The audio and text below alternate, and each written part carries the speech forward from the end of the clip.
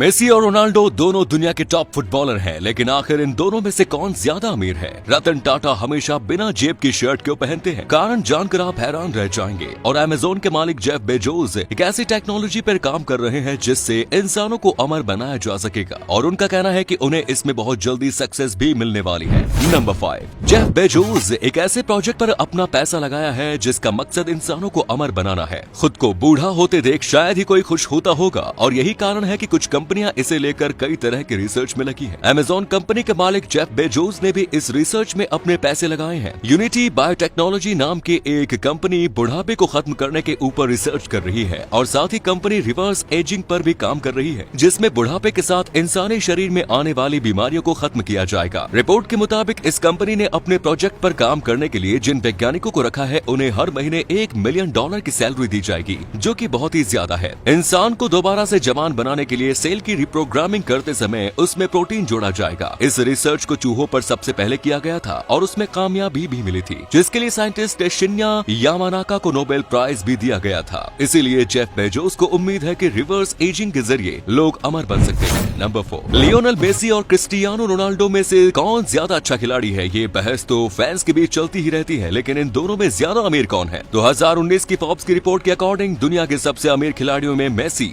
$12.6 करोड़ की कमाई करके पहले नंबर पर थे। वहीं क्रिस्टियानो रोनाल्डो $11.7 करोड़ की कमाई के साथ दूसरे स्थान पर है। लेकिन 2021 में फोर्ब्स के मुताबिक सबसे ज्यादा कमाई करने वाले खिलाड़ियों में पहले नंबर पर रोनाल्डो है, जिन्होंने अब तक कुल मिलाकर $125 मिलियन यानी कि 924 करोड़ रुपए की कमाई की है। इनमें से $70 मिलियन रोनाल्डो की सैलरी है, जबकि $55 मिलियन एडवर्टाइजमेंट और एंडोर्समेंट से कमाए जाते हैं। रोनाल्डो अपने करियर में अब तक $1 बिलियन से ज्यादा की कमाई कर चुके हैं। सबसे ज्यादा कमाई करने वाले फुटबॉल खिलाड़ियों की लिस्ट में दूसरे नंबर पर लियोनेल मेसी ने कुल $110 मिलियन की कमाई की है। खास बात यह है कि मेसी ने सैलरी के रूप में रोनाल्डो से ज्यादा कुल $75 मिलियन कमाए, लेकिन एडवर्टीजमेंट से उन्हें $35 मिलियन मिले, जो रोनाल्डो से कम है। मेसी भी कुल $1 बिलियन की कमाई कर चुके हैं और रोनाल्डो के बाद इस आंकड़े तक पहुंचे हैं। तो देखा जाए तो दोनों की नेटवर्थ ऑलमोस्ट बराबर ही है, लेकिन अभी भी मेसी सबसे ज्यादा सैलरी पाने वाले फुटबॉलर हैं। नंबर 3, भारत के जाने माने इंडस्ट्रियलिस्ट रतन टाटा को तो आप सब जानते ही होंगे, जो बहुत ही ज्यादा डाउन टू अर्थ कहे जाते हैं। लेकिन रतन टाटा की शर्ट में जेब क्यों नहीं होती है, और आखिर रतन टाटा बिना पॉकेट वाली शर्ट क्यों पहनते हैं? इसके पीछे का कारण जानकर आपकी नजरों में रतन टाटा के लिए इज्जत और बढ़ जाएगी।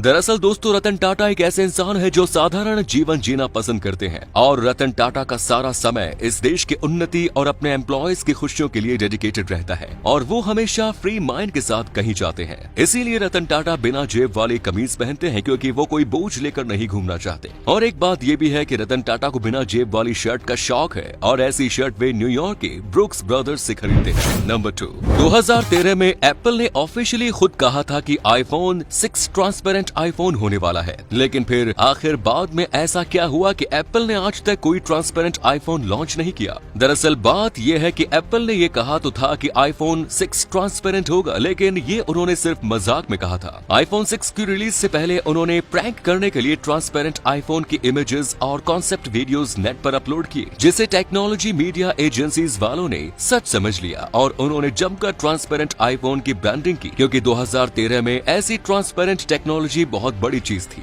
लेकिन जब एप्पल ने देखा कि ये प्रैंक कुछ ज्यादा ही बड़ा हो गया, तब उन्होंने सभी को बताया कि ट्रांसपेरेंट आईफोन का कॉन्सेप्ट सिर्फ एक प्रैंक था। लेकिन इस प्रैंक के जरिए एप्पल का जो मकसद था वो पूरा हो गया, क्योंकि मीडिया एजेंसी ने फ्री में ही एप्पल का खूब प्रमोशन कर दिया, जिससे आईफोन की सेल आसमान में पहुंच गई, और iPhone 6 अब तक का सबसे सफल आईफोन्स में से एक है। नंबर 1, आपने जितने भी अच्छे शिकर्स वाली बाइक देखी होंगी, उसमें ये सिलेंड्रिकल शेप का एक बॉक्स जरूर देखा होगा, जिसे देखकर आपके दिमाग में आया भी होगा कि आखिर ये क्या है और किस लिए होता है। दरअसल इस छोटे से बॉक्स में प्रेस्ड फॉर्म में नाइट्रोजन गैस भरी होती है। लेकिन आखिर नाइट्रोजन का काम क्या होता है? बाइक में जब हम बाइक चलाते हैं तो रोड में खड्डों की वजह से शॉकर्स ऊपर नीचे होते हैं, जिस वजह से शॉकर्स में जो लिक्विड भरा होता है उसमें एयर प्रेशर चेंज होने की वजह से छोटे छोटे बबल्स बन जाते हैं, और अगर ये बबल्स उस लिक्विड में काफी समय तक बने रहे तो ये शॉकर्स की लाइफ के लिए अच्छा नहीं होता। इसीलिए ये नाइट्रोजन गैस लिक्विड से बबल्स को हटाती है, जिससे बाइक के सस्पेंशंस जल्दी खराब नहीं होते।